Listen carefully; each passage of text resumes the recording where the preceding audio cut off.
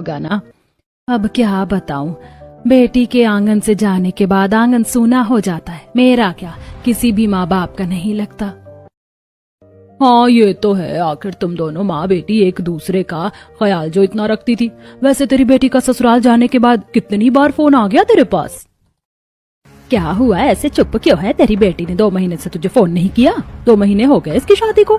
दोनों पड़ोसन के जवाब पूछने पर सुमित्रा की जुबान पर चुप्पी सध गई थी। कहती भी कैसे, सच में ही उसकी बेटी ने 2 महीने से उसे फोन जो नहीं किया था। तब पड़ोसन, तेरी चुप्पी से पता चल गया कि तेरी बेटी ने शादी के बाद तुझे एक बार भी याद नहीं किया, ना मिलने आई ना फोन किया। सही है, तेरी बेटी अब ससुराल वालों की जो हो गई है, अपनी बूढ़ी माँ को क्यों याद करेगी? अरे तू ये भी तो सोच, वो अमीर ससुराल चली गई है तो गरीब मायके में क्यों आएगी? अब तो ससुराल वालों की हो गई है। पड़ोसन की बातों से सुमित्रा की आंखें भर आती हैं और वह अपने कमरे में आकर बहुत रोती है। एक दिन ऐसा नहीं गया जब मैंने अपनी बेटी की शादी के बाद उसे याद न किया हो। वो भी तो मुझे बहुत प्यार करती थी, तो उसने मुझे फोन क्यों नहीं किया? बोली थी मैं शादी के बाद आपसे बात करूंगी, लेकिन मिलने तक नहीं आई, पग फेरे के लिए भी नहीं। मुझे अपनी बेटी के लिए ऐसा नहीं सोचना चाहिए। हो सकता है अपने नए जीवन में वो व्यस्त हो गई हो, ससुराल है ना।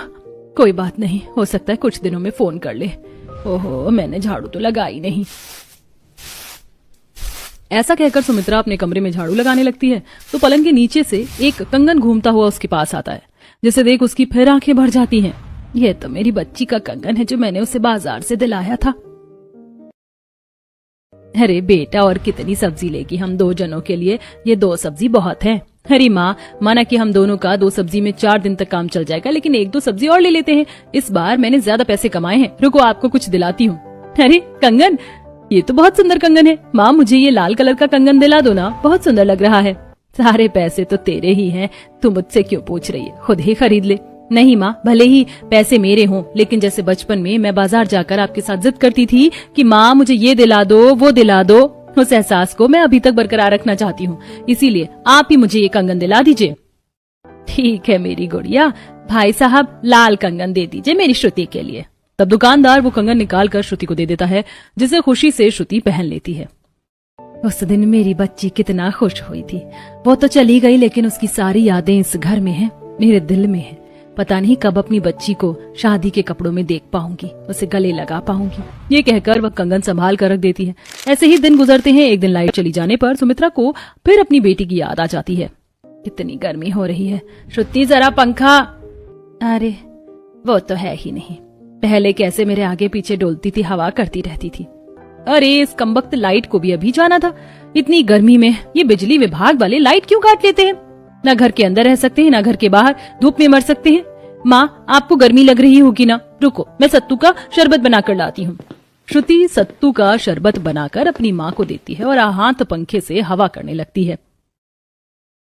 बस कर, कितना परेशान होगी, तेरे हाथ दर्द हो गए होंगे मुझको हवा करते करते। ला मैं तुझे हवा कर दूं। नहीं माँ, मैं बिल्कुल ठीक हूँ, मुझे आपका ऐसे ख्याल रखना बहुत पसंद है, करने दीजिए। तभी गली से आइसक्रीम वाला घंटी बजा कर जा रहा होता है।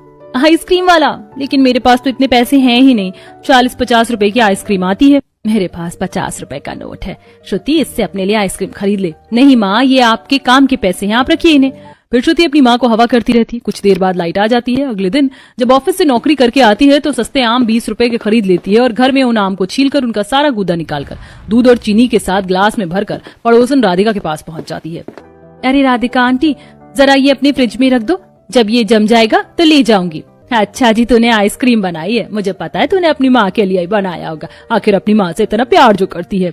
वो तो है आंटी, इसमें से 1 ग्लास मतलब आइसक्रीम आपके लिए भी है, मैं रात को आऊंगी आपके पास। फिर श्रुति अपने घर चली जाती है। रात का खाना चूल्हे पर बनाकर अपनी माँ को देती है और फिर 10 बजे पड़ोसन से आम की आइसक्रीम लाकर अपनी माँ को देती है।